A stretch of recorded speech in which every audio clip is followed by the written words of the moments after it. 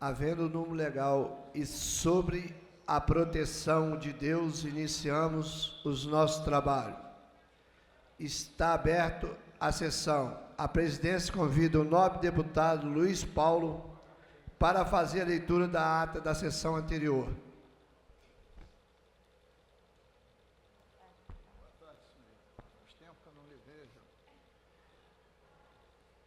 Senhor presidente em exercício, no expediente inicial, deputado Valda Ceasa, às 14 horas, como manda o regimento interno, Vossa Excelência está abrindo os trabalhos para o expediente inicial. E estará aqui também quando os trabalhos da ordem do dia forem concluídos. A ata reflete com exatidão o ocorrido na primeira sessão ordinária, que, iniciada às 16 horas e 37 minutos, foi encerrada às 18 horas e 8 minutos. Lida e aprovada a ata, passa-se ao expediente inicial. Primeiro orador inscrito é o nobre deputado Luiz Paulo, que dispõe de 10 minutos.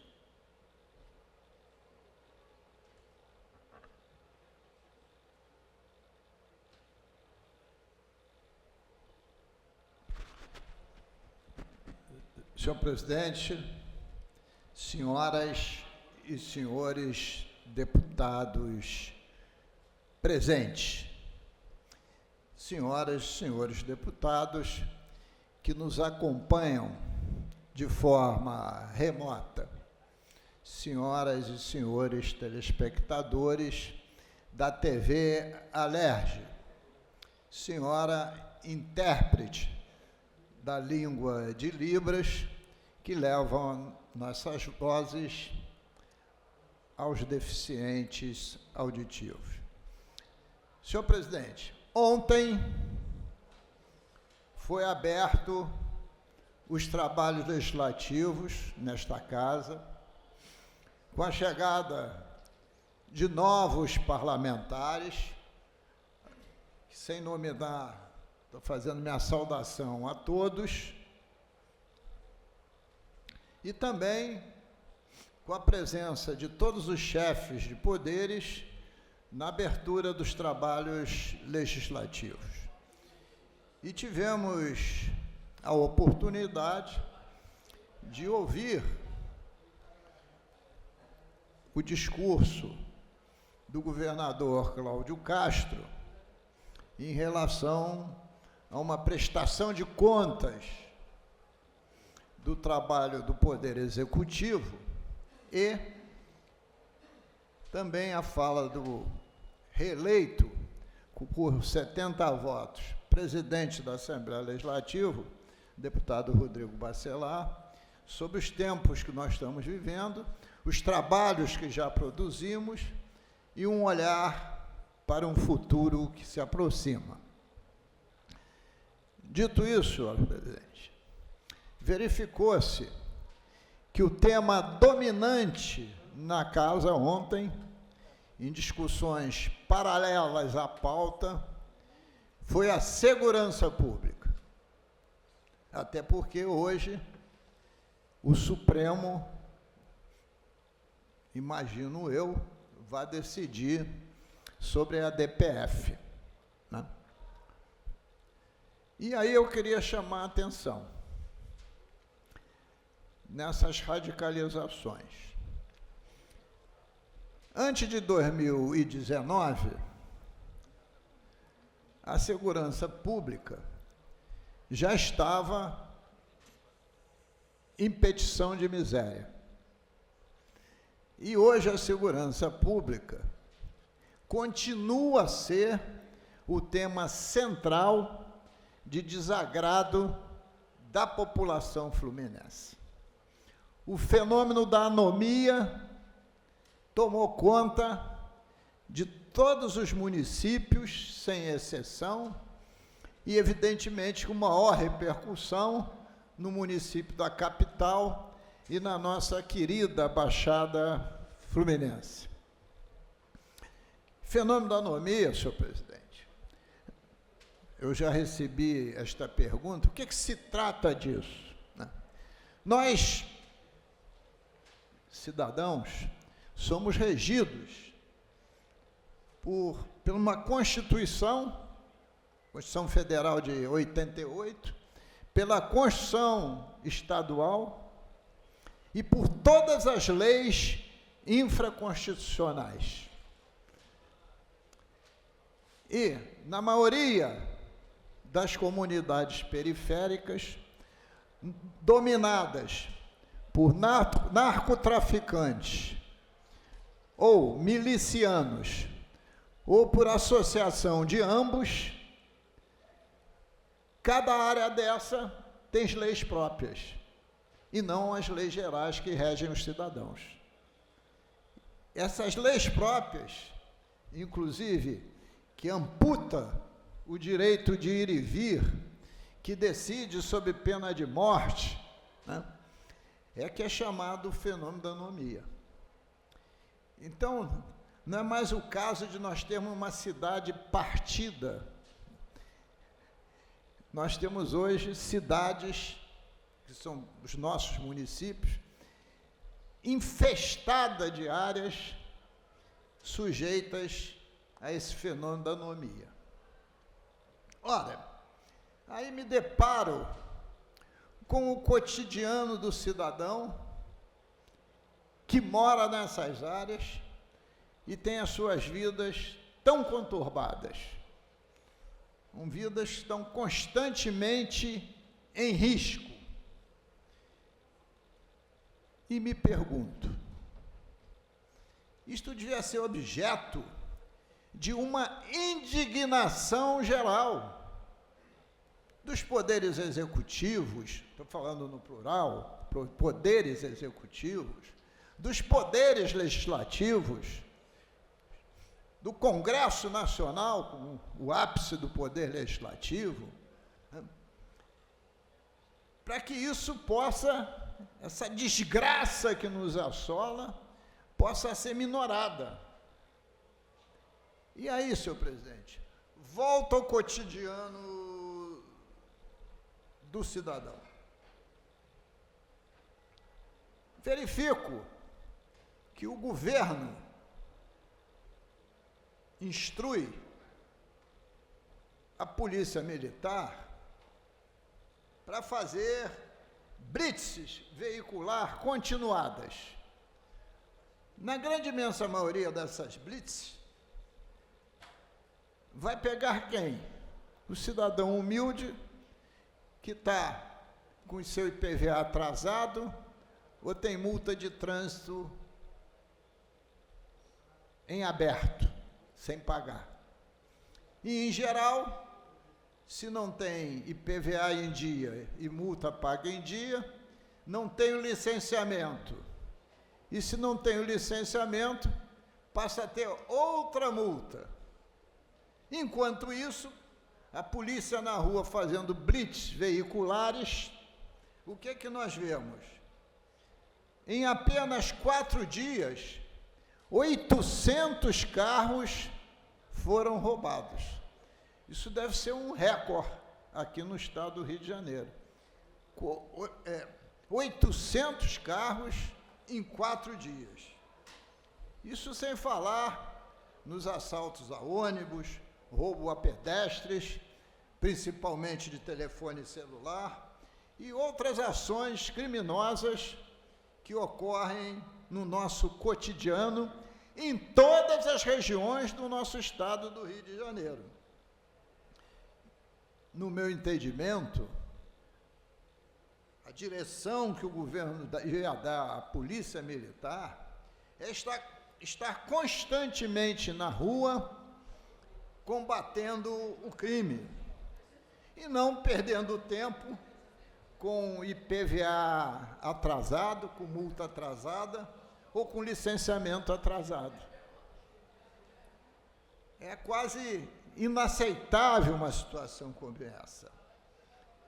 Vistoriar veículos, quanto à sua condição de trafegabilidade, é um papel e é função do DETRAN, que é a autoridade de trânsito, e não da Polícia Militar, que é prender criminoso e dar segurança ao cidadão. Então, senhor presidente, eu estou apontando isso do cotidiano para dizer que para reverter a situação da segurança pública é tarefa de todos nós, de todos nós. É hora de todos darem um grito de alerta, parafraseando o título de uma famosa música do nosso cancioneiro, e passamos a ter ações concretas para isso. E volto a dizer o que disse no dia de ontem. Aí é preciso unidade e uma relação institucional positiva entre a União, estados e municípios. Porque enquanto fica se pensando no próximo pleito de 26 e um espetando o outro, o tempo vai passando. O tempo vai passando. E a repercussão cada vez é mais negativa. A população não aguenta mais.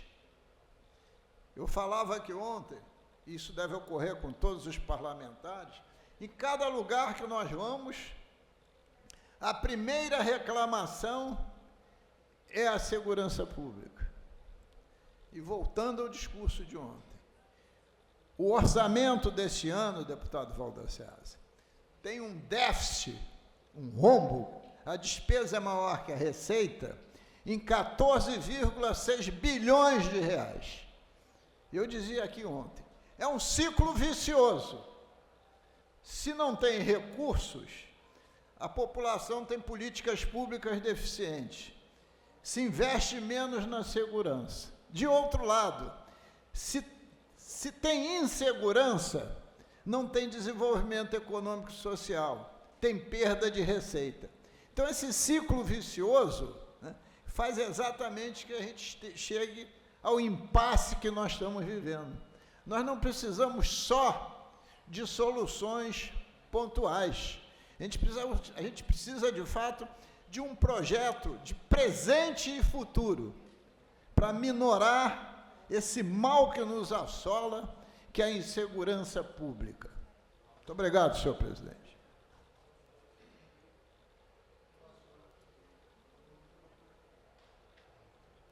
Alô? Próximo orador inscrito é a nobre deputada Lília, que dispõe de 10 minutos.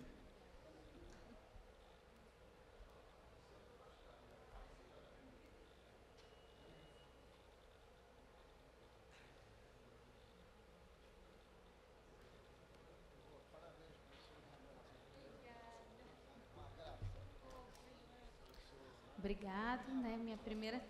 Oi, todos vocês. Muito obrigado aí pela consideração da palavra nessa primeira ordem de expediente, né? Enquanto novata, quero primeiro dizer da minha enorme satisfação de estar aqui, né? E também representando não só a enfermagem, mas todos os profissionais de saúde do Estado do Rio de Janeiro. E aí, gostaria de dar essa enorme satisfação para o meu grupo, né? Nós somos 400 mil profissionais, deputados, e todos que nos assistem, profissionais de enfermagem no Estado do Rio de Janeiro, nos 92 municípios, e eu ontem protocolei, já saiu agora em Diário Oficial, o PL, acho que mais importante, lógico que muitos vão vir, né, a respeito do primeiro emprego para os profissionais de enfermagem, não só do Estado do Rio de Janeiro, e eu espero que isso se expanda para o Brasil inteiro. Então, porque é uma conquista muito grande. Eu não sei se todos que nos assistem sabem, mas a enfermagem hoje, diferente de outros grupos profissionais, ninguém escolhe um médico para operar o seu pai por indicação política, ou até mesmo por gostar pessoalmente daquele profissional, e sim por competência técnica. Porém, na enfermagem, enfermeiros que fazem 5 anos de faculdade técnicos de enfermagem que fazem 3 anos de ensino médio, mais 18 meses enquanto experiência profissional e principalmente competência técnica para exercer a enfermagem. E aí nós estamos falando de emergencistas, como em todas as ambulâncias do SAMU, do estado do Rio de Janeiro e do Brasil. Nós estamos falando de pessoas que mexem com máquinas de diálise, senhores, isso mesmo. E às vezes, e os auxiliares de enfermagem que têm ensino fundamental e também mais 18 meses de curso enquanto prevenção e promoção da saúde. Mas essas pessoas, o que eu quero dizer é que o primeiro emprego dessas pessoas, ele é feito especificamente, pasmem, por indicação. Isso me chama muita atenção, que isso abre um precedente enorme social para a segurança dessas pessoas, porque muitos de nós podemos ter ali, no seu primeiro contato, exemplo, a pessoa que já está num processo de diálise, um processo de descontinuidade da saúde, dela simplesmente ter ali um profissional indicado. Isso é muito sério, isso é muito grave. E, principalmente, nas ambulâncias, e aí os nobres colegas podem dizer isso, tem muita gente que tem sonho, porque eu sou emergencista, de ser, por exemplo, do SAMU, só que precisamos ter estudo para isso, e precisamos ter, principalmente, competência técnica para isso. E aí nós ficamos numa situação difícil quando somos indicados, né? Até mesmo na saúde coletiva, pasmem, apesar de todo o processo dos enfermeiros, que são especialistas em saúde pública, simplesmente as situações de emergências e também de saúde pública e dos enfermeiros, ela pode ser simplesmente trocada, uma gerência com números excelentes, com padrão de qualidade e com captação de recurso para a saúde da população, enquanto o bem-estar biopsicossocial e espiritual, ela pode ser trocada simplesmente por conta de um voto errado na própria política. Então, nós da enfermagem estamos à mercê, sim, de todas essas nuances sociais, infelizmente, existentes no estado do Rio de Janeiro e do Brasil. E é isso que eu, enquanto uma lutadora de 30 anos, referente à enfermagem e aos demais grupos profissionais também, nós viemos aí a colocar esse primeiro projeto, pedindo o auxílio, a ajuda de todos os nobres deputados para poder votarem a favor desse primeiro projeto, que não só dignifica a enfermagem enquanto competente todos os seus níveis, enquanto enfermeiros, técnicos e auxiliares, mas, sem dúvida nenhuma, garante a segurança do paciente, porque a enfermagem está cansada de ter as nuances do seu exercício profissional pautado especificamente nas questões da experiência profissional versus as questões de indicação. Então, nós precisamos, sim, e aí nós precisamos de concursos públicos, nós precisamos de dignidade no trabalho, mas nós precisamos garantir a segurança da população, que vai ser atendida por enfermeiros técnicos e auxiliares de enfermagem, não por indicações políticas ou qualquer tipo de indicação, mas sim por competência técnica, assim como é feito com as principais profissões regulamentadas especificamente da saúde, e nós estamos falando na questão social da medicina, por exemplo. Então, isso é muito importante que a gente tenha esse reconhecimento. E aí, nós temos mais 2 projetos, e eu queria falar rapidamente deles. Lógico que a gente não fala só com o público de enfermagem, apesar de sermos 400 mil profissionais, 86 mil enfermeiros, 230 mil técnicos de enfermagem e auxiliares de enfermagem, mas nós estamos falando também com os profissionais da saúde, de uma forma geral. E aí, cabe sim, se temos jovem aprendiz para a área administrativa, por que não o jovem aprendiz para a saúde? Então, nós viemos aí com um projeto para o jovem aprendiz da saúde, para que a gente não tenha o dissabor de termos, de novo, pessoas incompetentes para puncionarmos nossas veias, porque parece muito simples, e eu sempre digo isso, sabe, deputado? Parece muito simples, mas quando a gente está deitado naquela cama e a gente observa que aquele profissional é incompetente para isso, e eu, principalmente, que sou emergencista e intensivista, é no pequeno erro. E eu digo, muitas profissões podem matar rapidamente com um erro, exemplo, de uma prescrição medicamentosa, mas a enfermagem pode matar aos poucos, e a principal característica dela é ter o seu cuidado, as suas ações de forma contínua. Então, é nessa segurança que a gente vem também para os outros profissionais, que eu acho que isso não acontece na enfermagem só, isso acontece na fisioterapia, isso acontece na nutrição, isso acontece com os técnicos de outras áreas do processo de saúde, que aí vão ter assegurado serem jovens aprendizes, e por isso a gente garante a segurança sempre com o preceptor do lado deles, né? E aí, a última coisa, eu tenho certeza que cada um de vocês vai estar concordando comigo, nós temos um problema grave em relação à violência contra a mulher. E aí, como uma boa emergencista, já presenciei vários momentos da mulher com seu próprio agressor estar ali e não especificamente notificar. Então, nós trouxemos aí a Sala Lilás para todos os ambientes hospitalares, porque a gente está cansado de ver mulher chegando espancada, no qual ela precisa denunciar o seu agressor, ou então notificar isso. A notificação de pragas e doenças, ela é compulsória. Eu quero uma notificação compulsória. Se o profissional da área de saúde identifica uma laceração em região íntima, ela não pode ser simplesmente abonada, porque a mulher, ela pode ter colocado que ela caiu ou que ela teve algum tipo de situação de acidente. Mas sim, aquele profissional se comprometer enquanto, e aí eu estou falando de enfermeiros forenses, nós estamos falando dos prescritores medicamentosos, os médicos, e de todos os grupos que realmente observam ali essa mulher naquele momento. E aí, com a notificação compulsória, dentro das salas, se for identificado através de exame que essas mulheres estão agredidas ou até mesmo de lacerações em relação ao trauma. Então, é isso que eu tenho para poder passar para vocês. Graças a Deus e com a ajuda de toda uma equipe muito qualificada. Então, agradeço muito a minha equipe que está comigo no meu gabinete, que conseguimos colocar nesse primeiro dia, exatamente 8 processos, 8 PLs, e quero dizer que eu estou muito feliz de estar aqui. Muito obrigada, obrigado a todos, e vamos em frente, porque, como vocês vão escutar muito aqui, enfermagem vai sempre rimar com coragem. Coragem para a gente fazer e acontecer no estado do Rio de Janeiro, pela saúde e pela população. Muito obrigada. Próximo orador inscrito é a nobre deputada Sara Afonso, que dispõe de 10 minutos.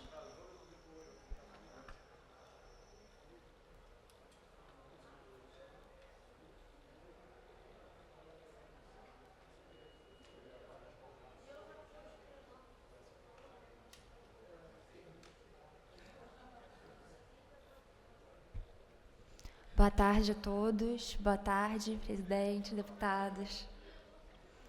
Bom, hoje é um dia marcante para mim, um dia que me coloca diante de um novo desafio, um caminho que talvez eu nunca tenha imaginado trilhar, mas que eu abraço com muita humildade e um profundo senso de responsabilidade.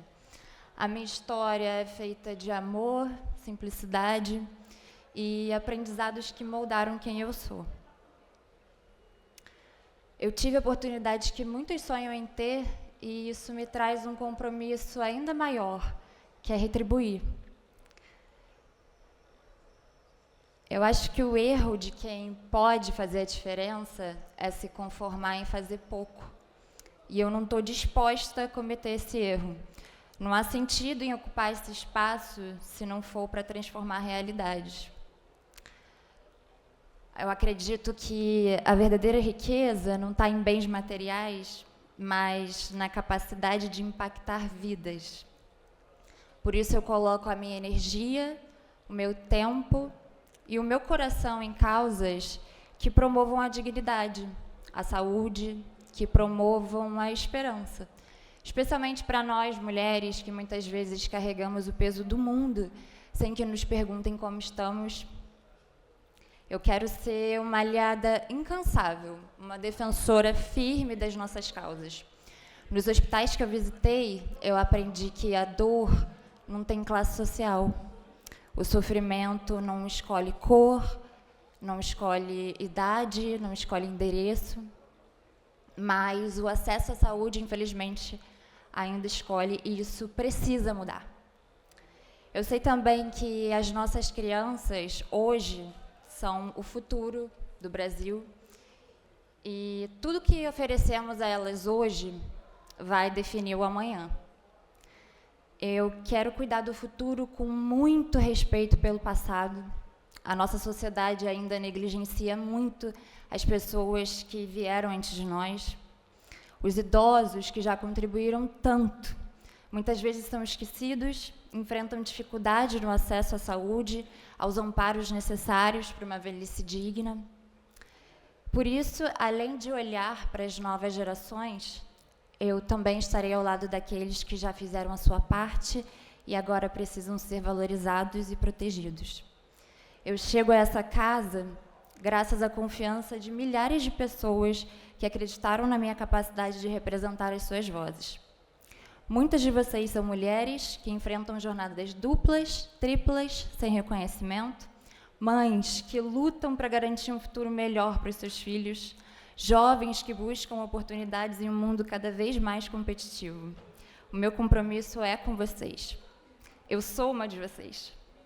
Eu sei o que é sentir medo da manhã e sei o que é buscar respostas e nem sempre encontrá-las. Por isso, eu quero ser um canal de transformação. Para os meus colegas e para as minhas colegas dessa casa, os nossos servidores, eu tenho a dizer que eu sou uma pessoa do diálogo e da construção. Contem comigo para colaborar com políticas que tragam desenvolvimento para o Estado do Rio, com ações para fazer a grande política, aquela que olha e atua para levar o bem-estar para a nossa população. O meu papel aqui vai muito além da política, ele é humano, e eu quero transformar promessas em realidade. Quero trazer soluções para os problemas concretos que afetam a nossa sociedade, porque não basta desejar um futuro melhor, é preciso agir para construí-lo. Esse mandato não é apenas meu, ele é nosso, e eu convido cada um de vocês a construir essa caminhada comigo. Obrigada. Próximo orador inscrito é o nobre deputado Jari, que dispõe de 10 minutos. Flamenguista e maestro no futebol. Boa tarde, presidente Val, nobres deputados e deputadas, governo estadual e Secretaria Estadual de Saúde. Vocês sabem o que é ter um amigo, um ente querido ou um parente com câncer, aguardando 6 meses para fazer a primeira consulta? Gostaria que os órgãos públicos pudessem trocar de lugar com essas famílias que estão sofrendo com ente querido, com câncer, e aguardando 6 meses para poder fazer a primeira consulta.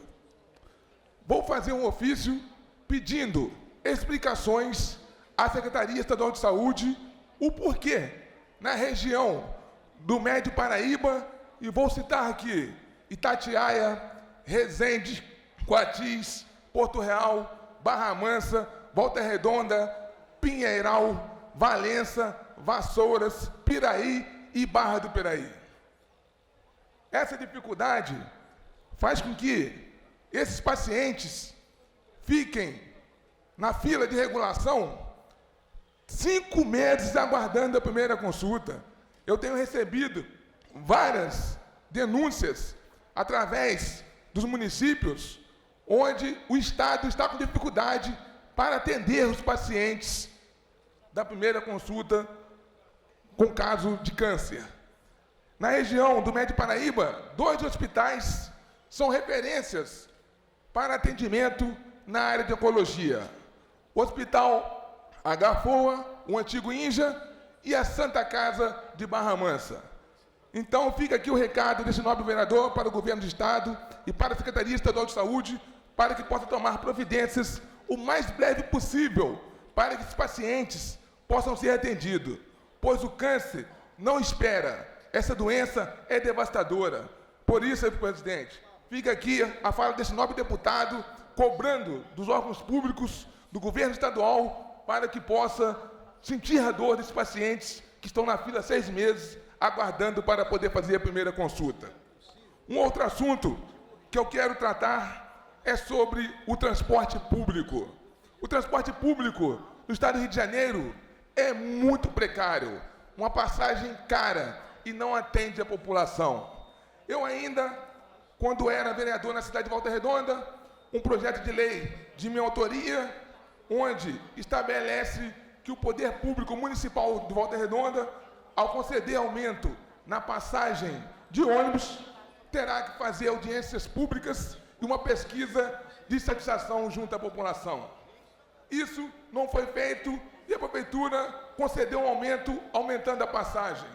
A população da minha querida amada cidade de Volta Redonda sofre constantemente com o transporte público. Ônibus que não cumprem horários, ônibus que muitas das vezes em péssimas condições de uso, Val. Então, a vereadora Gisele entrou na justiça, fazendo com que a prefeitura de Volta Redonda cumprisse a lei. E o juiz determinou para que a prefeitura realizasse a audiência pública. E no dia de hoje foi realizada a audiência pública para ouvir a população. Eu não estava presente porque estou aqui na casa desde cedo, trabalhando. E tenho certeza, Val, que nessa audiência pública a população não saiu satisfeita, pois a população quer um ônibus de qualidade. E não é só Volta Redonda não, conforme eu falei. A nossa luta em busca de melhorias em prol do transporte público intermunicipal também ela é grande. Constantemente estou cobrando do presidente do Dentro, o Leonardo Matias, para que a licitação possa ser feita o mais breve possível, pois hoje todo o estado do Rio de Janeiro sofre com a precariedade do transporte público. E para concluir, eu quero convidar os moradores do bairro Vila Brasília, da minha querida e amada cidade de Volta Redonda, para sexta-feira, a partir de 8 ao meio-dia, onde estamos voltando com o nosso projeto Deputado da Nossa Cidade, prestando contas junto à população, ouvindo críticas, sugestões e trabalhando para o povo. Espero por todos vocês na próxima sexta-feira, na minha querida e amada cidade de Volta Redonda. Obrigado, presidente Val. Parabéns, deputado. Próximo orador inscrito é a nobre deputada Índia Armelau, que dispõe de 20 minutos.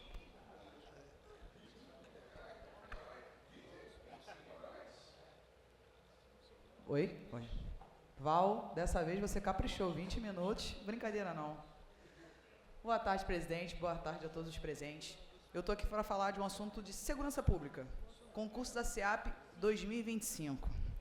E eu quero perguntar para as mulheres, o que está acontecendo que estão querendo cancelar o concurso porque só abriram 20 vagas, ou 20% das vagas? Eu quero tentar entender isso, mas eu vou querer que você escreva, porque eu vou postar esse vídeo aqui, porque eu vou desenhar, eu vou ser didática, para vocês entenderem que 20% é muito mais do que nós precisamos, tá? A gente tem que entender primeiro onde que a gente vai trabalhar para poder a gente falar a respeito de tal coisa. Se eu vou fazer uma prova para a SEAP, eu tenho que estudar a SEAP, eu tenho que saber como funciona, eu tenho que saber o que é uma muralha, mas eu estou vendo que isso as mulheres não estão fazendo. E vocês sabem muito bem que eu aqui realmente luto por igualdade, mas eu sou uma mulher justa. Vocês sabem quantos presos masculinos e quantas presas existem? Vocês sabem o mínimo desse número para vocês estarem reclamando que só abriram 20%? Eu vou falar. São quase 45 mil presos para 1.500 presas. Vou repetir. São quase 45 mil presos para 1.500 presas. Vocês estão entendendo onde eu tenho o maior déficit? Eu tenho unidade em Bangu, que eu tenho um homem para tomar conta de quase 1.200 presos. Ou seja, um homem toma conta quase de todas as presas. Mas mesmo assim, vocês têm quase 20% do concurso para vocês e vocês estão reclamando. Se eu for botar na ponta do lápis essa matemática, seriam só apenas 3% de necessidade de mulheres ali dentro. 3%. E mesmo assim, a gestão da SEAP está dando 20%. Não estou aqui para defender secretária, defender ninguém. Eu estou aqui para ser justa. O necessário para compor as vagas seriam 3%. E a gestão está fazendo com 20%. Estamos falando de um assunto delicado, segurança pública. E não vai ser com vitimismo ou bandeira de feminismo que nós vamos conseguir isso. Vocês estão conseguindo me entender? Quando a mulher conseguir olhar para o espelho e saber realmente o limite dela, e o homem olhar para o espelho e saber o limite, a gente vai parar com essa palhaçada. Existem lugares que as mulheres vão ser muito bem-sucedidas que os homens, e lugares que homens vão ser bem mais sucedidos que as mulheres. E é a vida. Nós somos diferentes. Tiveram essa palhaçada no concurso da PM que tem que ser meio a meio. Vocês estão sabendo do trabalho de rua que o PM faz? A mulher para bancar ela tem que ser muito brava. Nós temos sim exceções de mulheres que estão lá, mas não é a realidade. Não é o que a gente precisa. Vocês estão confundindo a necessidade com o que vocês querem. Nós não necessitamos de um concurso da polícia meio a meio. Nós temos que estudar qual é a necessidade da nossa segurança pública em qualquer ramo, seja na polícia penal, na polícia civil, em qualquer lugar. Então, a polícia penal, eu estou falando para você, são quase 45 mil presos para 1.500. Então, não, 20% não é pouco, são quase 7 vezes mais. Estuda um pouquinho onde a maioria das mulheres trabalham nas polícias. São impostos administrativos. Eu estou reclamando não, eu estou tentando mostrar os números. Pela lei, a mulher que entrar na polícia penal, ela não pode trabalhar no presídio masculino.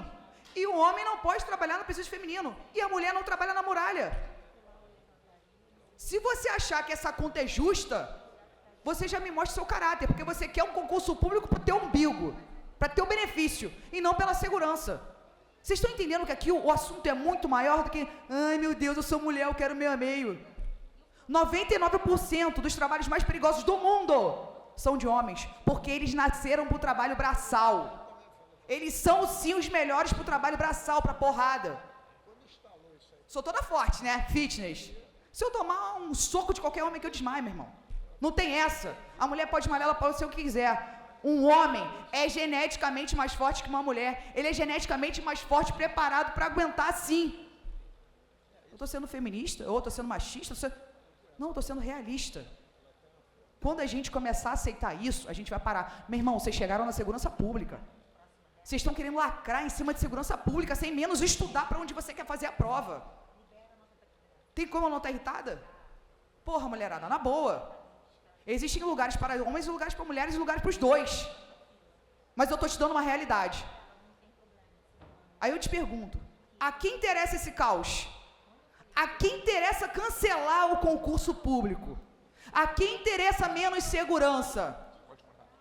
A quem? Eu te faço a pergunta, a quem? Então parem com isso. Parem de querer competir homem contra a mulher. Nós somos diferentes e cada um tem o seu quadrado. Coloque uma coisa na cabeça de vocês. O homem e a mulher se completam. Ponto. Você querendo ou não, essa é a matemática. Aqui no plenário, sim, homens e mulheres podem exercer a mesma função. Lógico, nós mulheres, nós conseguimos lidar com mais coisas aqui, né? A gente trabalha doente, trabalha com filho, trabalha com cachorro. E aí o homem vai se sentir, ai, mentira. Porra, essa é a realidade. A mulher ela é multifuncional, mas tem lugares que não dá. E é simples. Então vou repetir para finalizar o vídeo. Gestão da SEAP está dando oportunidade para 20% serem mulheres, sendo que a necessidade da SEAP hoje para as mulheres é apenas 3%. De 300 vagas que vão abrir, 60 vão ser para mulheres e 240 para homens. 45 mil presos, 240 vão entrar. 1.500 presas, 60 mulheres vão entrar. Se eu tivesse um quadro branco, eu juro que eu colocava aqui o desenho para você entender melhor. Então vamos parar com esse negócio de querer cancelar concurso toda hora que vocês querem igualdade. Segurança pública não é brincadeira, muito menos palco para lacrolândia, feminismo e vitimismo. Presidente, vou falar uma coisa pro senhor. Falou que é de corridinha, né? Gosta, não gosta? Teu pai é ativo, não é isso? Com 88 anos. Qualquer mulher que queira beirar um homem, nem que tenha 60 anos, se ele for preparado, não vai dar. E é isso. Parabéns à gestão da SEAP. Eu estou com vocês nessa, porque não tem como. Vocês ainda fizeram além. Vocês deram 7% mais do que eles precisam. Tá? E aqui vocês vão ter uma deputada para defender o que é justo. A SEAP necessita, sim, de mais concursos e que sejam virados para a necessidade. que são os homens que estão sozinhos em Bangu, um com quase 1.200, com uma saúde física, mental, psicológica, tudo ferrada, para ter essa Lacrolândia aqui. Obrigada, presidente.